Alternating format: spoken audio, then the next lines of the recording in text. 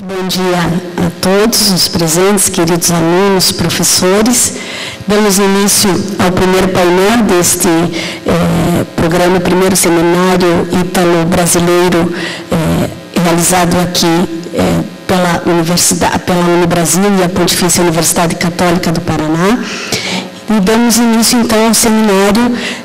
cujo tema é Novas perspectivas da exploração da atividade econômica pelo Estado em prol do direito fundamental ao desenvolvimento sustentável. Falarão aqui ilustres professores e amigos, pela ordem o professor Antonello Tarzia,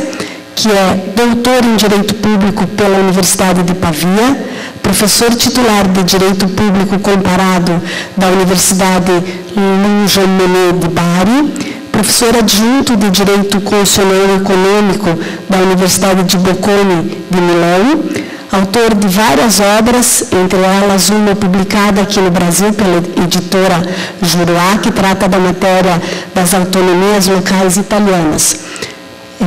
Professor Antonello, sem mais delongas, lhe passo a palavra. Muchas gracias, Presidenta Ana Claudia, y muy buen día a todos ustedes. Es para mí un gran gusto volver nuevamente a Curitiba, que empieza a volverse a mí muy familiar y querida por el gran número de amigos que viven acá. Y quiero todavía disculparme por no hablar portugués tampoco esta vez, pero tengo miedo de que un portuñol predomine sobre algo comprensible. Y, por supuesto, he agradecido mucho la invitación al presente congreso por la libertad que los organizadores me otorgaron de elegir un tema muy delicado en lo general y de muy complicada inteligibilidad en el actual contexto jurídico europeo. Y, sin embargo, reflexionando sobre varios asuntos, me pareció que el tema que he elegido pudiera suscitar el interés del auditorio, porque hablar de agua significa hablar de algo que toca la sensibilidad de todos y no que duda cabe que el tema se ponga al centro de cualquier argumentación sobre desarrollo sustentable, debido sobre todo a su estricta interdependencia con varios derechos constitucionales, como por ejemplo la salud. Ahora, durante el año 1979,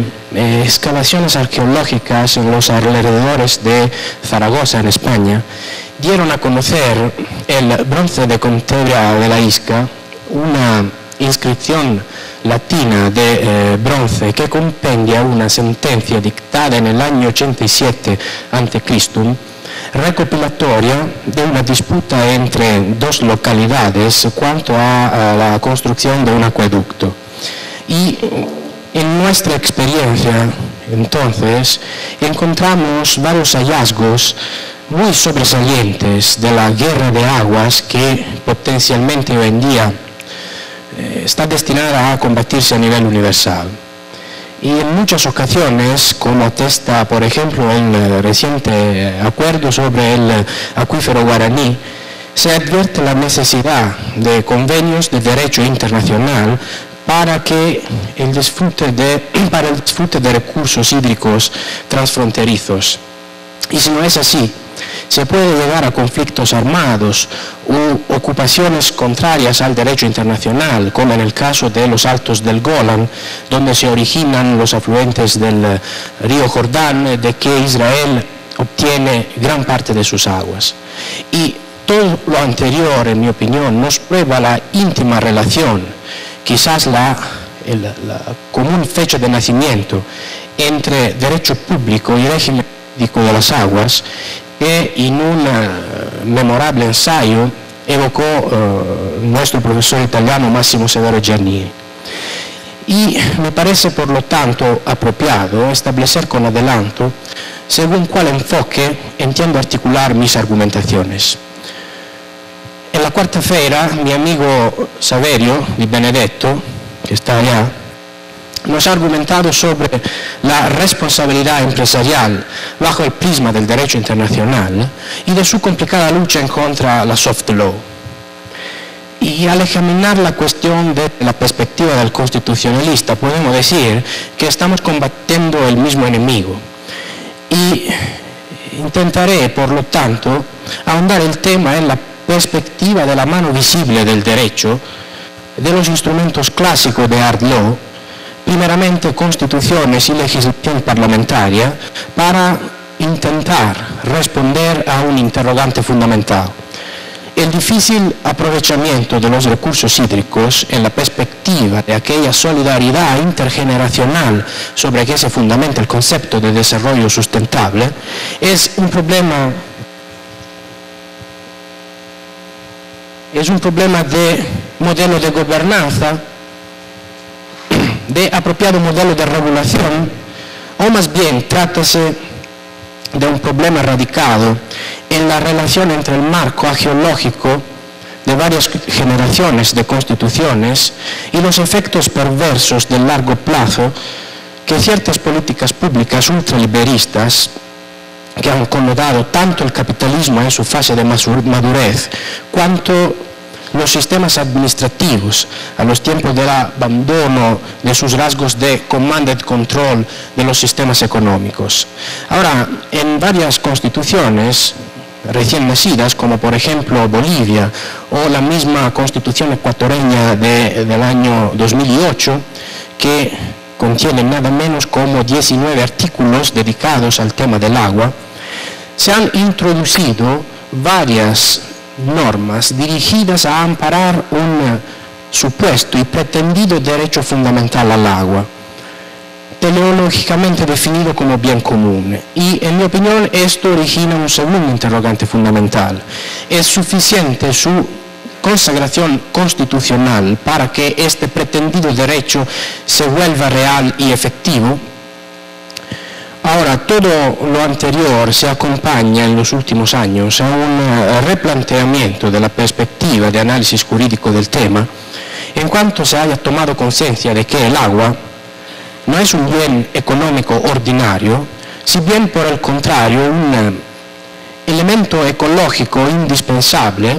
en cualquier ecosistema, y al mismo tiempo un bien fundamental para su funcionalización a la realización de derechos fundamentales, por los cuales motivos el acceso al recurso debe garantizarse a todo ciudadano. El tema del acceso entonces es cardinal, ya que es incuestionable que la disponibilidad del recurso no puede considerarse hoy en día nada más ilimitada, circunstancia esta que a lo largo de los siglos ha ocasionado la edificación de la doctrina de la res communis omnium, que ha justificado una gestión de la demanda orientada a impulsar la expansión del consumo sin mucha atención a las políticas tarifarias. Así planteado el problema y consideradas las lacunas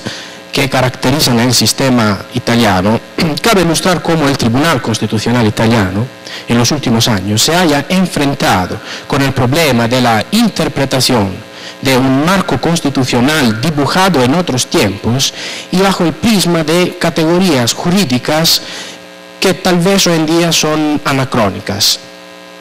En particular, el tribunal ha evocado el intento del legislador de reglamentar de manera sistemática y programada el disfrute colectivo de un bien indispensable y escaso como el agua, lo que implica la preeminencia de las normas administrativas sobre el mero perfil dominical y la completa publificación de las aguas dulces y subterráneas es finalizada su disfrute según criterios de solidaridad. De lo anterior deriva que se encarga a la Administración reglamentar y programar el uso de las aguas.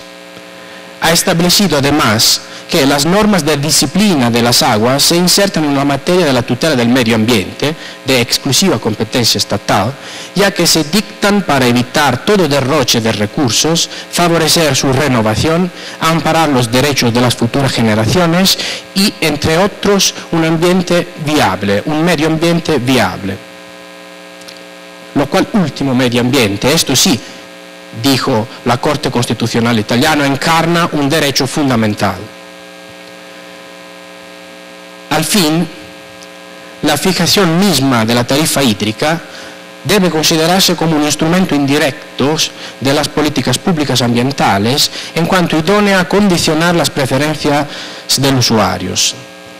Ahora, a la luz de lo que la jurisprudencia constitucional italiana ha dicho en estos últimos años, me parece claro que la tarea del derecho de aguas es la realización de un equilibrio dinámico entre la preservación de los ecosistemas hídricos, la satisfacción de las exigencias de utilizo y el amparo de los ritmos de recarga de los acuíferos. Y aunque todo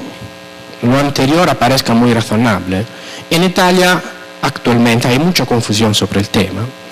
alimentada, por un lado, por la recién introducción del así llamado federalismo dominical, con el cual se atribuye a los entes territoriales no estatales la facultad de obtener la titularidad dominical de los recursos hídricos que no tengan interés general, y ya esta formulación es muy equivocada y muy aproximativa y aparentemente contrastante con la doctrina del Tribunal Constitucional. Y por otro lado, hay muchas dudas, muchas equivocaciones por causa de la privatización del agua, entendida como atribución a los privados de la gestión del recurso con derecho a la integral rentabilidad del capital invertido. Esta última norma ha sido derogada por el referéndum que tuvo lugar en el junio pasado. Pero no cabe duda que la confusión en Italia reina soberana y es alimentada por quienes proponen el mercado como solución y por quienes, tal vez son los mismos, patrocinan un modelo de federalismo, de Estado federal no solidario. Ahora, considerando cuanto precede, me parece que la única vía para solucionar el problema es la de poner al revés sus términos. Es decir, se precisa, en primer lugar, de una redefinición conceptual y jurídica del bien agua, y solo después se podrá debatir de modelos regulatorios y de gobernanza participada que nos faciliten un desarrollo sustentable. Efectivamente, si, como ha notado el Tribunal Constitucional italiano, no es irrazonable la orientación del legislador a considerar recesivo el régimen de propiedad respecto al de programación y gestión, entonces se necesita de un profundo replanteamiento del derecho de aguas en su totalidad, a empezar del tradicional completo dominio sobre la cosa, para llegar a una nueva definición finalizada a la función de asignación del recurso en conformidad con lógicas éticas y solidarias entre usuarios y entre territorios. Y en tal sentido necesitamos sobrepasar la vieja dicotomía entre propiedad pública y propiedad privada para llegar a una nueva definición que se podría definir como dominio público de custodia del bien común, para referirnos a una nueva forma de titularidad difusa, cuya esencia, como ha sentado la Corte de Casación italiana, es su dúplice pertenencia a la comunidad y a su ente representativo, donde la segunda, la titularidad en sentido estricto, se pone como pertenencia funcional necesaria, ya que solo el mismo ente puede y debe asegurar la preservación de las características del bien y su aprovechamiento. Entonces, la titularidad estatal, como Estado-colectividad, es decir, como ente exponencial de los intereses generales, no representa un fin en sí mismo, si bien determina, en cargo al Estado, las tareas de una gobernanza que vuelve efectivas las varias formas de disfrute y aprovechamiento del bien. Y de tal manera se origina una definición de bien público que no solo se configura como objeto de un derecho real reconocido al Estado, sino bien como instrumento finalizado a la realización de los valores constitucionales. Ahora, tal nueva forma de titularidad, según la célebre expresión del jurista italiano Paolo Grossi, podría solucionar el dilema de la tragedia de los comunes, descrito por Garrett Hardin como la situación en la cual varios individuos, motivados solo por el interés individual y actuando racionalmente e independientemente, terminan por destruir un recurso compartido limitado, aunque a ninguno de ellos, ya sea como individuo o como colectividad, les convenga que la destrucción suceda. Ahora, desafortunadamente, la tentativa operada en Italia de una reforma de la disciplina de los bienes públicos contenida en el Código Civil no ha producido ningún efecto práctico. Un apposito comité de estudio de la reforma, instituido por el presidente gobierno, produjo una propuesta de ley que en la legislatura actual se queda muerta. Tal comité intentó realizar un equilibrio, intentó individuar un equilibrio entre Estado y mercado, entre propiedad pública y propiedad privada, para preservar los bienes comunes frente a los fenómenos de liberalización, privatización, simplificación administrativa y globalización, a través de la elaboración de 3 nuevas categorías jurídicas: los bienes de propiedad pública necesaria, como por ejemplo los puertos y los aeropuertos; los bienes públicos sociales, construcción pública y vivienda de tipo social; y propiamente los bienes comunes dirigidos al principio de la salvaguardia intergeneracional, a administrar según criterios de solidaridad, como por ejemplo el agua, el aire, las forestas. Ahora, conclusivamente, como demuestran las recién nacidas constituciones boliviana y ecuatoriana, me parece que vivimos un momento en que reaparece con fuerza el tema de los bienes comunes, que no pueden ser objeto de expropiación, es decir, de privatización por parte del Estado, porque no son suyos. Y trátase de una visión propia del constitucionalismo de los orígenes. Cuando la Carta de la Foresta, que acompañaba la Magna Carta de 1215, preservaba al pueblo el acceso a las forestas y a todos los bienes comunes que ella contenía, como el agua, por ejemplo, y bienes comunes que la soberanía estatal, como alter ego de la propiedad privada, denegó por siglos a través de la invención de la territorialidad. Y estoy convencido de que es todo inútil opinar sobre tutela judicial efectiva, sobre modelo de gobernanza participada, sobre modalidades de fijación de tarifas, en ausencia de la total redefinición de categorías jurídicas obsoletas, cuya persistencia, en mi opinión, provoca contradicciones insuperables. Los asuntos mencionados no se pueden manejar con instrumentos anacrónicos como el dominio público propietario, elaborado cabalmente al tiempo de la absoluta supremacía del derecho administrativo y del modelo administrativo cerrado del siglo XIX.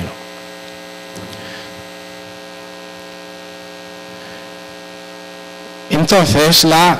elaboración de una nueva categoría jurídica, de quien se habla en Italia desde 5 años por lo menos, como dije anteriormente, permitiría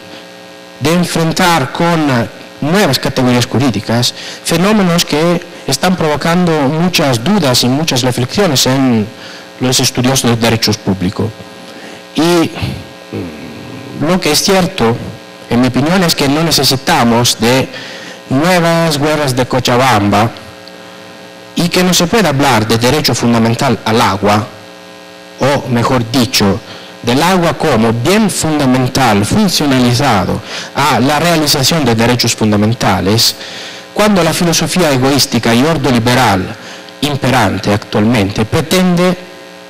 un derecho que sea orientado a la integral recuperación de costes que graben completamente sobre los usuarios, es decir, sobre el ciudadano. Nada más. Muchas gracias.